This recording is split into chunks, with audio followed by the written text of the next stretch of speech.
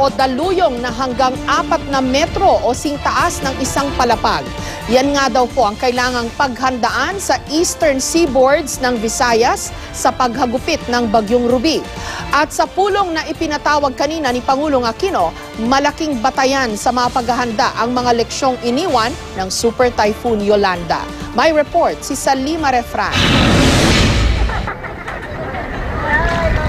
Malaking leksyon ang iniwan ng Super Bagyong Yolanda noong nakaraang taon. Kaya ngayong isa na namang malakas sa bagyo, nagbabadyang tumama sa Eastern Visayas. Nais makasiguro ni Pangulong Aquino na sapat ang mga paghahanda. Kanina pinulong niya ang National Disaster Risk Reduction and Management Council o NDRRMC. I will not be very patient with excuses after this event. Kine-clear sa inyo yung mga priorities. Failure on the priorities is kinda unforgivable.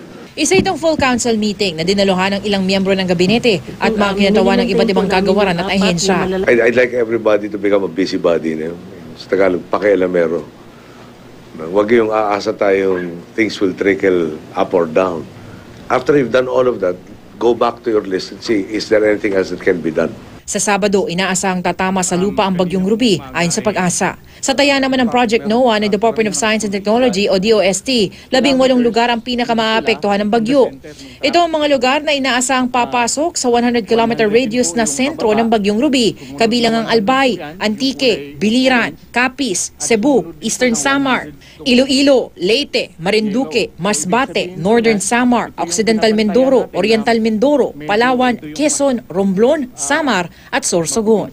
Lalo pang lumakas ang Bagyong Ruby nang pumasok ito sa Philippine Area of Responsibility kaninang umaga. Sa Joint Typhoon Warning Center, isang super typhoon na nga ang kategorya nito. Posible umanong magkaroon ng storm surge o daluyong sa mga silangang baybayin ng Visayas. At inaasahang aabot ng hanggang 4 na metro ang taas ng alon o kasing taas ng isang palapag na bahay. And we say red, that means it's 1.5 meters or higher. That means from the forehead of Manny Pacquiao upwards, ganun po kataas yung level ng tubig. Utos ng Pangulo, dapat samantalahin ang panahong maililikas pa ang mga residente mula sa mga lugar na hagupitin ng bagyo. There is confidence that by Friday, all of these people will already have been evacuated. Yes, sir. So Sigurado, parang gano'n na, check yung evacuation site, seems medyo a work in progress. Sabado rin dating nito.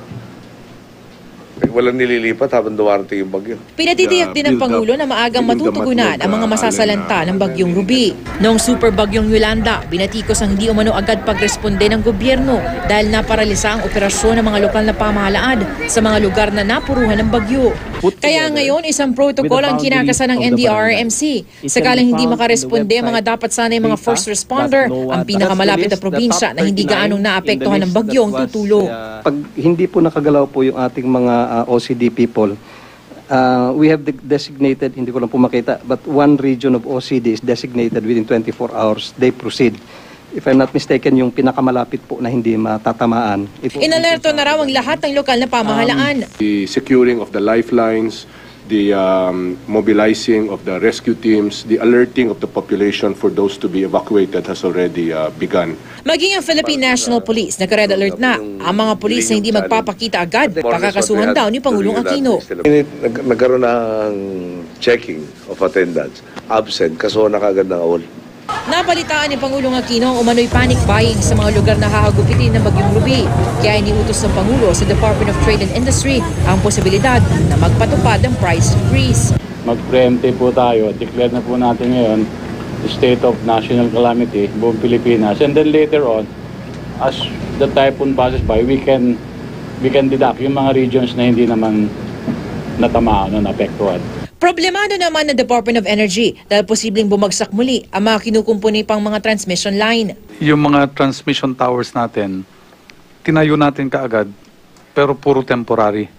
So normally it can withstand 200 kilometers, 250. Pero itong mga temporary, 150 to 200. Ang Armed Forces of the Philippines naman, bukod sa pagtulong sa disaster response, tutulong din daw sa pagpapanatili ng seguridad. Pati na sa pagtitiyak na walang magaganap na nakawan o looting, tulad ng nangyari noong Super Bagyong Yolanda. Ang mga Mobile Disaster Response Unit ng Philippine Air Force naka-full alert na rin. Binubuo ito ng iba't ibang pangkat para sa search and rescue, medical response, communication at engineering. Naghahanda ng kanilang kagamitan kabilang ang 2 air ambulance at 4 na communication van na mga bagong bili matapos ang Super Bagyong Yolanda. Ang mga communication van na ito maaaring gamitin para ibalik ang komunikasyon sa mga air tower ng mga paliparan. Trabaho ng engineering team na magbukas ng landing zones sakaling labis na mapinsala ng bagyo mga paliparan. Ito ang gagamitin nila ng C-130, dadalhin sila sa first hour na pwede nang mag-respond yung kinakailangang disaster response. Salima Rafran, GMA News.